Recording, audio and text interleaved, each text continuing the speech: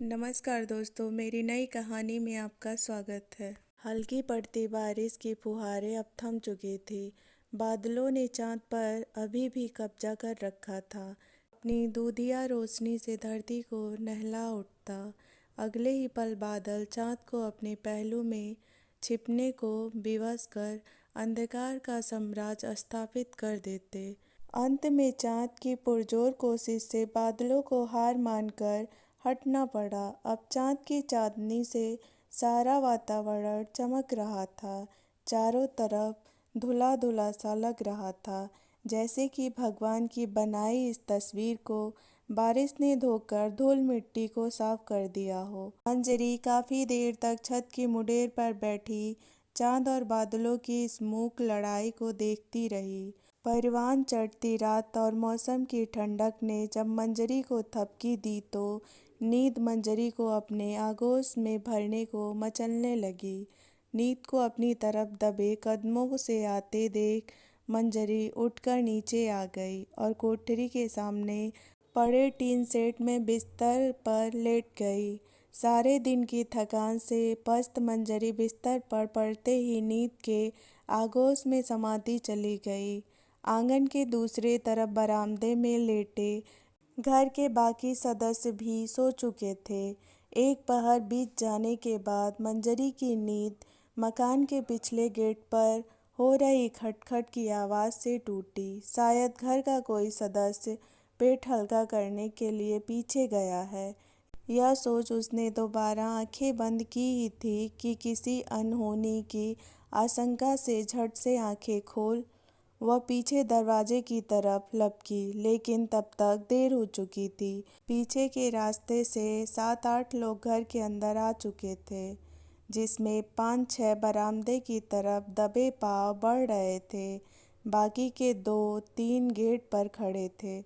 उसको देखते ही मंजरी चीखती हुई गिरती पड़ती कमरे की तरफ भागी। उसके चीखने से घर वालों की नींद तो टूटी ही, साथ ही पीछे खड़े बदमाशों का ध्यान उसकी तरफ गया। जब तक मंजरी कमरे में पहुंच दरवाज़ा अंदर से बंद करती, किसी के जोरदार धक्के ने किवाड़ को खोलते हुए उसे पीछे की तरफ ढकेल दिया। दरवाजे को बंद करने की असफल कोशिश करती मंजरी पीछे की तरफ गिरती चली गई।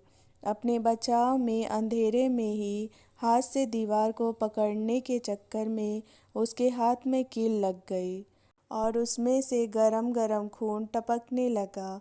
खुद को संभाल अभी वह खड़ी भी नहीं हो पाई थी। हाथ में टॉर्च लिए उस हैवान ने कमरे में कदम रखा। टॉर्च की रोशनी में मंजरी की कंचन सी काया और रूप को देखते ही उसका लाल लाल शैतानी आंखें जुनून की तरह टिमटिमाने लगी। घुटनों में खुद को छुपाने की नाकाम कोशिश करती मंजरी के पास जाकर उकड़ू पंजों के बैल बैठ गया। एक हाथ से टॉर्च पकड़ दूसरे हाथ को मंजरी की तरफ बढ़ाया ही था कि खुद को बचाने की कोशिश में मंजरी ने उसको धक्का मार दिया।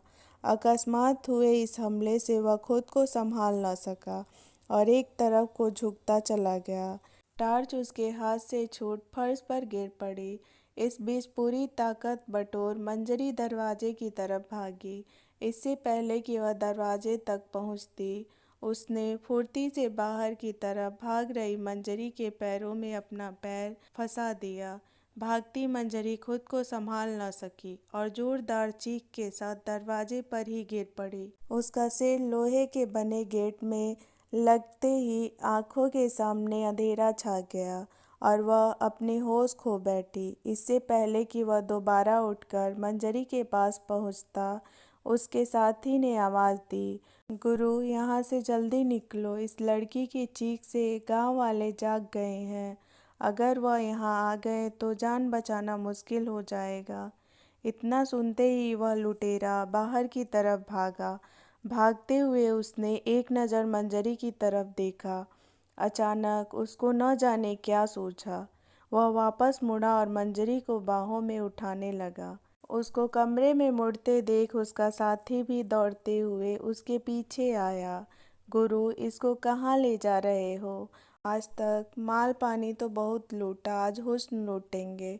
मंजरी को बाहों में उठाते हुए ही वह पीछे के दरवाजे से खेतों के उस तरफ खड़ी अपनी गाड़ी की तरफ बढ़ने लगा। इधर मंजरी की चीख से घर वालों के साथ साथ पड़ोसी की छत पर सो रहे लोगों की भी आंखें खुल गई। वस्तु स्थिति को भांपते ही उनके लड़के ने फायर करना चालू कर दिया, जिससे बदमाश तो भागे ही, साथ ही बाकी गांव वालों की भी नींद भी टूट गई। सब आनन फानन में अपने अपने असलहों के साथ मंजरी के घर की तरफ दौड़ पड़े। गोलियों की तड़तड़ाहट और गांव में उठते शोर से पराग पांडे को किसी घटना का अंदेशा हो गया। उसने तुरंत अपनी पुलिस जीप का रुख रामपुर की तरफ मोड़ दिया। दूसरी तरफ ग्रामीण की तरफ जवाबी फायरिंग करते हुए अपने साथ मंजरी को उठाए वाहन के करीब आते जा रहे थे।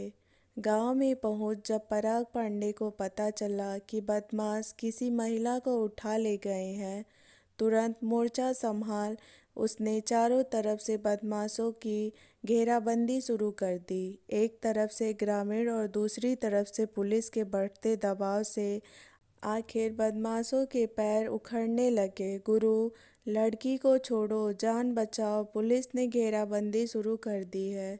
इसके साथ ही मंजरी को खेत में छोड़ बदमाश जान बचाकर भाग निकले। बदमाशों को भागते ही पुलिस और ग्रामीण जिस तरफ से बदमाश भागे थे उस तरफ खेत में जाकर तलाश करने लगे।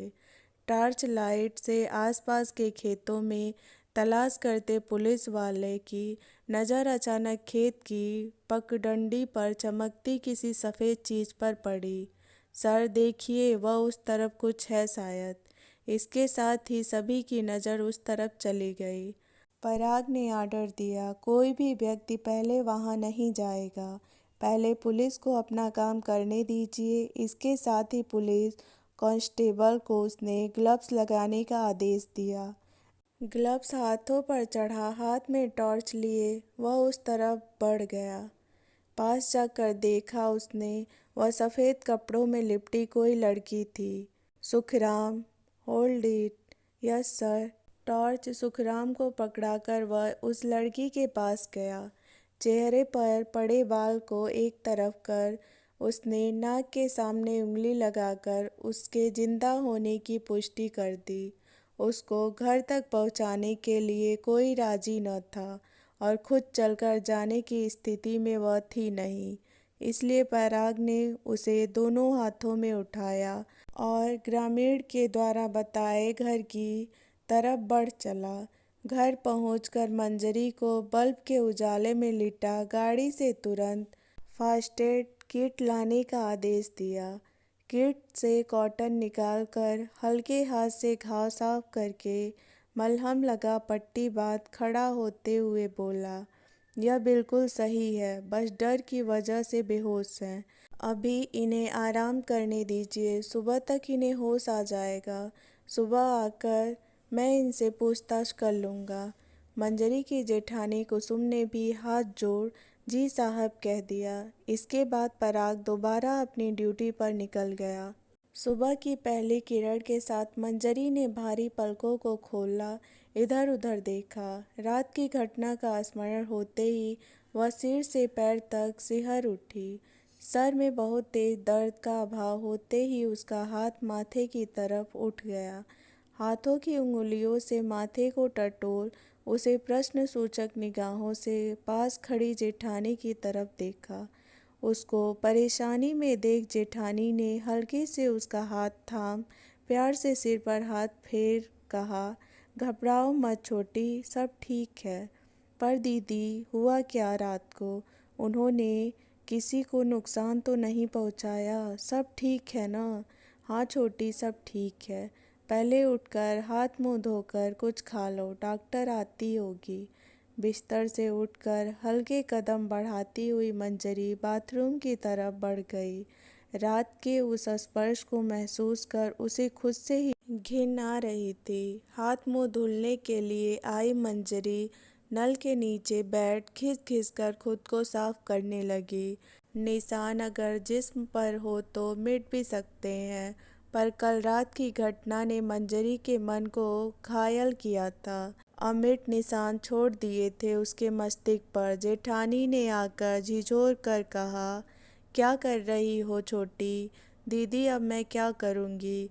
गले से लिपट कर रोती मंजरी के मुंह से बस इतना ही निकला, कुछ नहीं हुआ छोटी, सब ठीक है। माँ कल रात से तुम्हारे लिए परेशान है, सारी रात तुम्हारे पास बैठी रही। बाबूजी को जैसे ही पता चला वह रात में ही सीधा घर आ गए। तुम्हें होश में न आते देख डॉक्टर को लेने गए हैं। मंजरी को सांत्वना देते हुए उसकी जेठानी ने कहा। शायद उन्होंने उसके मन के डर को पढ़ लिया। जेठानी का हाथ का सहारा लिए वह बाथरूम से बाहर निकली और अपने कमरे में जाकर कपड़े बदलकर बाल सुखाने लगी। तब तक जेठानी नाश्ता लेकर आ गई। नाश्ता खत्म कर अभी वह खड़ी हुई थी कि बाहर जिप्सी के रुकने की आवाज़ के कुछ समय बाद ही ठक ठक करते बूटों के आवाज़ के साथ पराग ने उसकी सास और जेठानी के साथ कमरे में कदम रखा। अचानक से पुलिस की वर्दी में सामने खड़े पराग को देख मंजरी घबराकर एक झटके में चारपाई से उतर कोने में खड़ी हो गई। दोस्तों, मंजरी को कितने दुखों का सामना करना पड़ा, ये जानने के लिए उसके 5वें भाग को ज़रूर सुनें। वीडियो पसंद आए तो वीडियो को लाइक, शेयर, सब्सक्राइब करें। Thank you for watching. मिलते हैं अगली कहानी में।